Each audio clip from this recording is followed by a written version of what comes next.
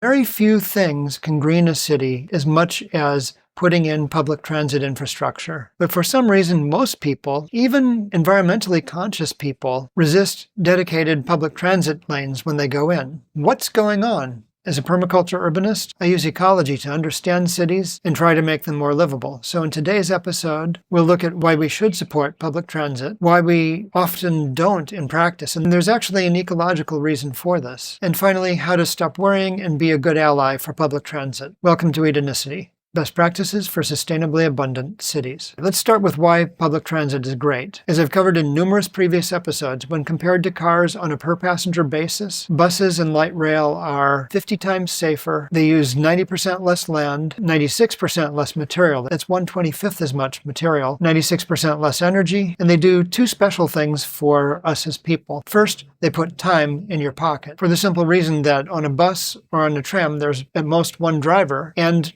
perhaps dozens of passengers. This means that unlike a car, most people in that vehicle can use their commute time for reading, meditating, catching up on email, in other words, other tasks. In my own case, I had enough time riding the bus to and from middle school and high school to read a book a week. Over the course of 6 years, that really added up. And finally, buses and light rail cause far less stress and pollution per passenger. So why do we almost universally resist the expansion of public transit? Well, wherever you're at in life, there always seems to be a car to fit the occasion. This is not random. Hundreds of billions of dollars have been spent over the years making cars a necessity to the point where cars are part of our identity. I'll bet you know quite a few people who, when they reached a milestone, maybe a graduation or their first professional job, went out immediately and bought a car that fit their new self-image. Again, not random. Not an accident. But there's a deeper ecological reason why, at the end of the day, most of us end up not supporting transit expansion. This is one of the founding principles of permaculture, straight from the designer's manual, and that is that everything gardens. As living beings, all of us make choices that protect our lines of supply. For example, we can laugh at squirrels because we see them burying acorns all over the place and then somehow forgetting where they buried them, with the end result that you have a lot more oak trees planted. Similarly, when a lane is removed from service, drivers aren't thinking about all the advantages of public transit. They're thinking about their commute tomorrow and thinking how much harder that will be with one less lane and all the cars crowded into the remaining lanes. But this kind of thinking, of course, gets in the way of building more transit. So the end result is very much like the result for squirrels. But instead of having more oak trees, we end up with more cars. In a sense,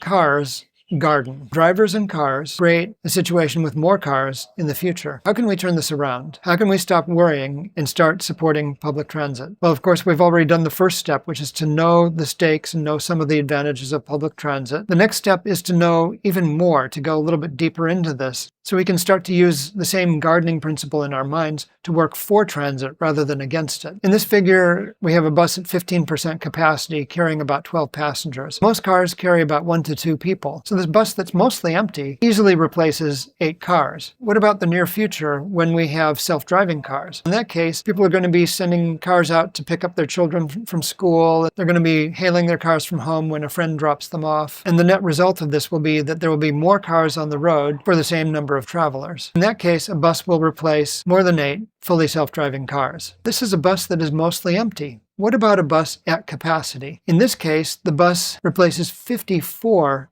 normal cars, and there isn't even room in this drawing for the extra self-driving cars. And just to dramatize this, if everybody in these cars rode the bus, it would look like this. But what if demand doubles, as was the case in Columbus when they were considering widening some of the roads? Can you see how futile it would be to keep building more lanes with cars? But on a bus, more demand means better service. If there's now 1 bus an hour, when there's twice as much demand, the city can run twice as many buses. And if the buses start getting full and there's a lot of people standing up, we can start running tandem buses so that most of us can have a comfortable ride and do all the reading and other tasks that I mentioned earlier. But what if demand grew by a factor of 20? Well, again, no problem. We could just run a bus every 3 minutes. And that's obviously way better than once per hour. Can you see how, unlike cars, public transit is super scalable? The cars that this bus replaces were stuck in traffic and not going anywhere, and it was just getting worse. But if we go all in with public transit and have cities with few, if any, cars, then we still don't need to build any new lanes, and we can start to use that space for other purposes. This is key to the Edenicity concept, because we now live in a world where we've occupied half the planet, mostly with agriculture, and wiped out half the life. This is why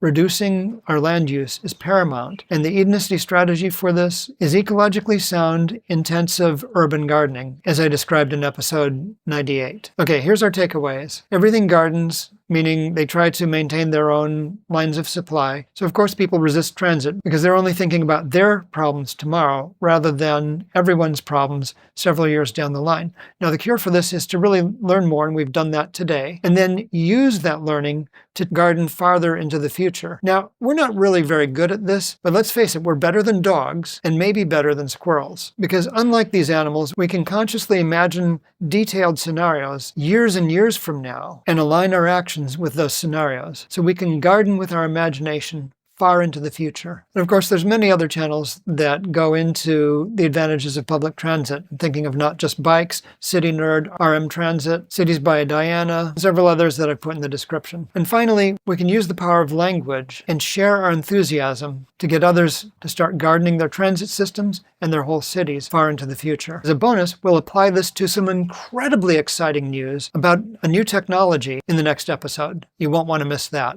Thanks as always to the wonderful patrons for supporting this work. Now more than ever, your support means a lot. Take care, stay green, see you next time.